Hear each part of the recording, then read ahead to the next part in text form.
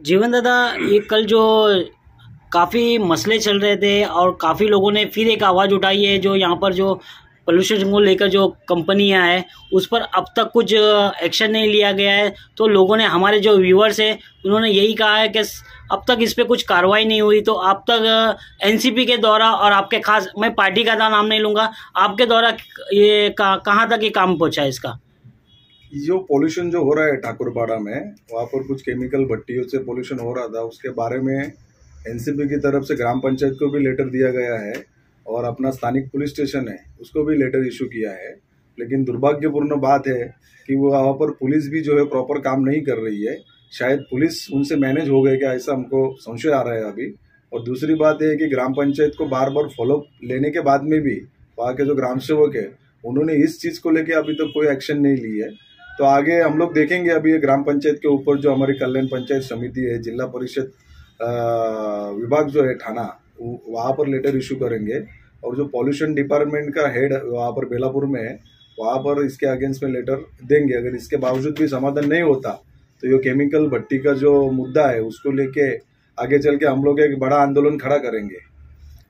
और भी पार्टी इस मुद्दे को घेरने में लगी है, जैसा कि शिवसेना हो गई, राष्ट्रवादी हो गई, एक दूसरे में होड़ लगा हुआ है कि ये काम हमारे द्वारा हो रहा है। और वहाँ के जो सड़क है, नाले हैं और बाकी अन्य समस्या है ठाकुरपाड़ा की खास करके, वह अभी पार्टी अपने अपना होड़ लगा रही है। अब कल ही 2 ऑफिस का उद्घाटन किया गया है शिवसेना की। उन्होंने दावा भी किया है कि शिवसेना जब से वहाँ पर है वहाँ के लोगों का काम कर रही है। तो इसमें कितनी सच्चाई है? एनसीपी क्या कर रही है फिर? अभी वहाँ पर शिवसेना के सरपंच कम से कम 10 साल से सिर्फ शिवसेना के सरपंच ही बैठे हैं। जो पिंपरी ग्रुप ग्राम पंचायत है वहाँ पर 10 साल से शिवसेना के सरपंच ही काम कर रहे हैं। अभी उन लोग ने वहाँ पर कितना काम किया है वो आपने भी देखा है।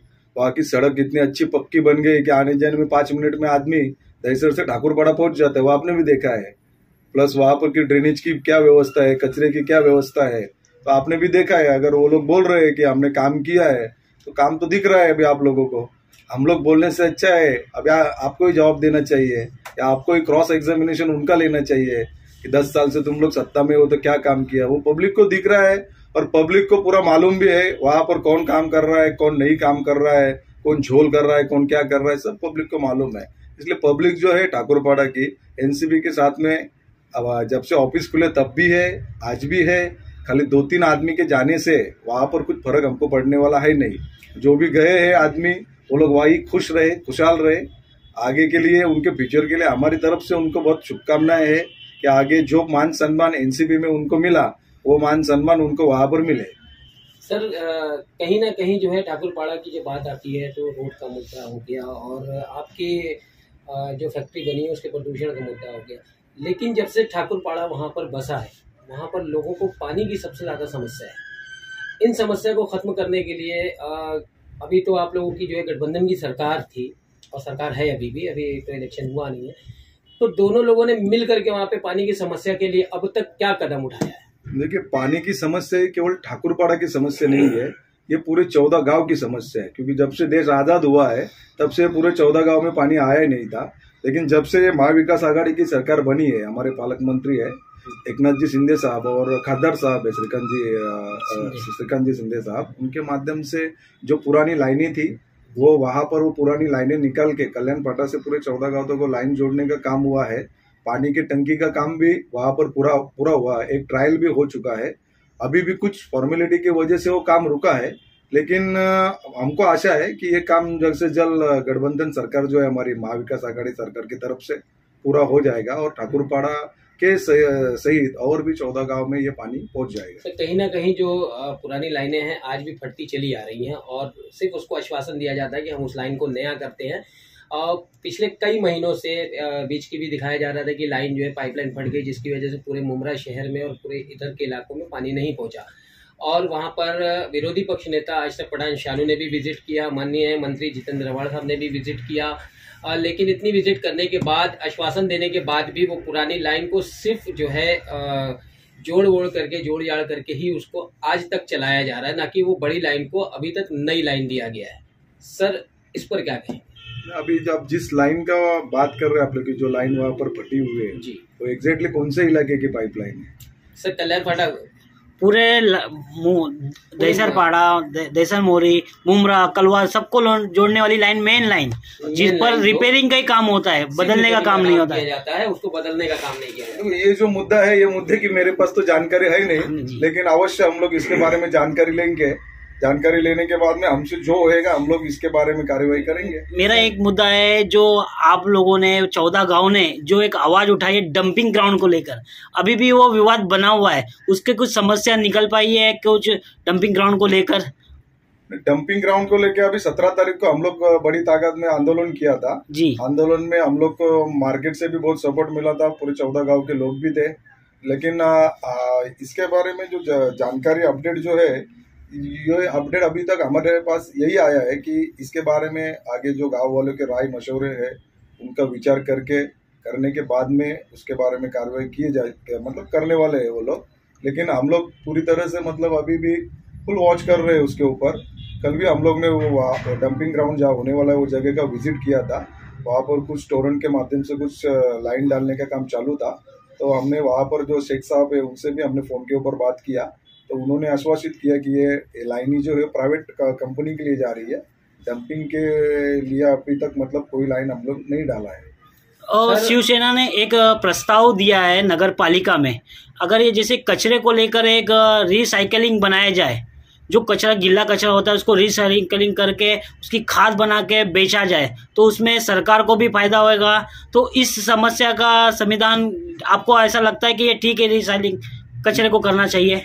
नहीं, शिवसेना ने अगर प्रस्ताव दिया है, उन्होंने एक लेटर भी जारी किया, हमको बताया कि उन्होंने एक दिया है लेटर नगर पालिका को, गीला कचरे को सूखे को अलग रखा जाए और गीले को, और जो बिल्डिंग से कचरा आता है वो उधर एक रिसाइकलिंग का प्रोजेक्ट लगाया जाए।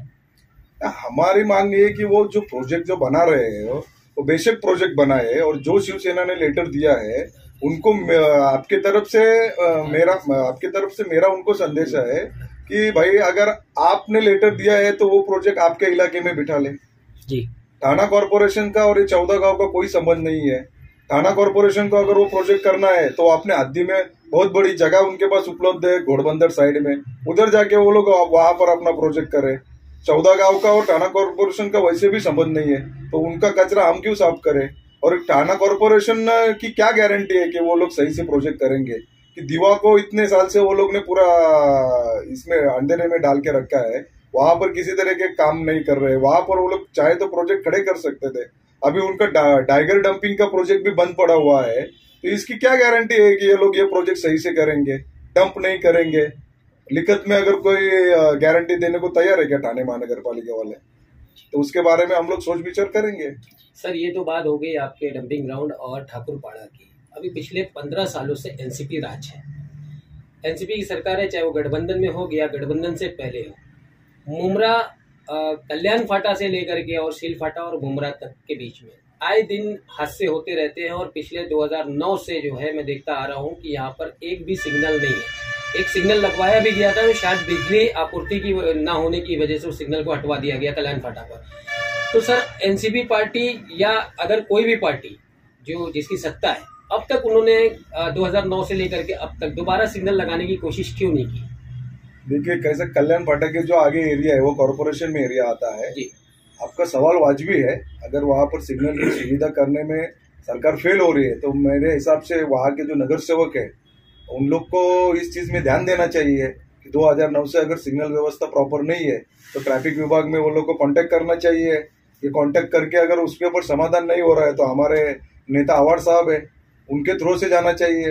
उन नगर सेवक लोगों की जवाबदारी बनती है, भले वो एनसीपी के हो, शिवसेना के हो, कोई अन्य पार्टी के हो, सब नगर सेवक की जवाबदारी है कि वो वहाँ पर वो जो काम है प्रॉपर अपने अपने वार्ड का करना चाहिए उन लोगों को। जहाँ इलेक्शन आता है, इलेक्शन आने तक जो है सबसे ज्यादा लोग इलेक्शन पीरियड में गटर, रोड और बिल्डिंग सोसाइटी के काम में लगे रहते हैं, लेकिन किसी का भी ध्यान उस हादसे होने वाली जगह पर नहीं जाता है।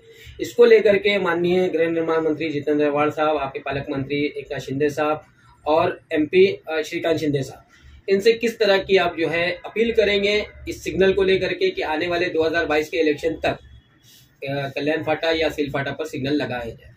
अभी सिग्नल का काम तो बहुत छोटा सा काम है, उसके लिए फिर कैबिनेट मिनिस्टर या पालक मंत्री या हमारे MP जो है, लेकिन सर छोटा ही काम श्रीकांत तो शिंदे साहब, एक मिनट, जी इनको कांटेक्ट करने की जरूरत नहीं है। वहाँ के जो हमारे लोकल नगर सेवक है उनसे हम लोग ये बारे में 100% बात करेंगे और आपका जो मुद्दा है वहाँ पर पहुंचाने की पूरी कोशिश करेंगे और हमारे माध्यम से हम कोशिश करेंगे कि वहाँ पर वो सिग्नल की व्यवस्था जो है वो होनी चाहिए। हमारे जो नगर सेवक है वहाँ से हम इसके बारे में जरूर बात करेंगे उन लोग से। क्योंकि सर जिस तरह से आपने कहा कि ये बहुत छोटी बात है, अगर छोटी बात होती तो 2009 से लेकर के और 2022 तक में शायद अब तक सिग्नल लग गया होता। ट्रैफिक डिपार्टमेंट के जो लोग हैं वो अपनी ड्यूटी बाखूबी करते हैं, लेकिन सिग्नल ना होने की वजह से जो बाइकर्स हैं वो उनको इग्नोर करके आगे बढ़ जाते हैं और कहीं ना कहीं हादसे का शिकार होते हैं। तो इसके लिए विनती है सर कि आप कोशिश करें और सिग्नल लगवाने की जल्द से जल्द। ठीक है, हमारे माध्यम से जो भी है हम लोग कोशिश करेंगे कि वहाँ पर सिग्नल की व्यवस्था की जाए। एक अच्छा मुद्दा आपने हमारे नजर में दिया है तो उसके ऊपर काम करेंगे और जब काम करेंगे तो आपको जरूर बुलाएंगे। ठाकुरपाड़ा की जनता आपको लास्ट बार सुना चाहेगी, आप ठाकुरपाड़ा की समस्या कब तक ये हल हो जाएगी? देखिए, ठाकुरपाड़ा की समस्या कैसा है मालूम है कि ठाकुरपाड़ा एक नया शहर है, मतलब नया जो पोल्यूशन को लेके जो उनको दिक्कतें हो रही है, पोल्यूशन को लेके जो दिक्कत हो रही है, क्योंकि हमने लेटर सब जगह इशू किए हैं तो आगे हम लोग रणनीति बनाएंगे। हमारे वरिष्ठ नेता है उनके साथ में बैठक करके और ये पोल्यूशन को लेके जल्द से जल्द एक आंदोलन हम लोग खड़ा करेंगे, क्योंकि अभी लेटर से कुछ होने वाला है नहीं। अभी ये लड़ाई है, जमीन पे उतर के लड़ना पड़ेगी। मैं सभी ठाकुरपाड़ा रहीवासियों को मतलब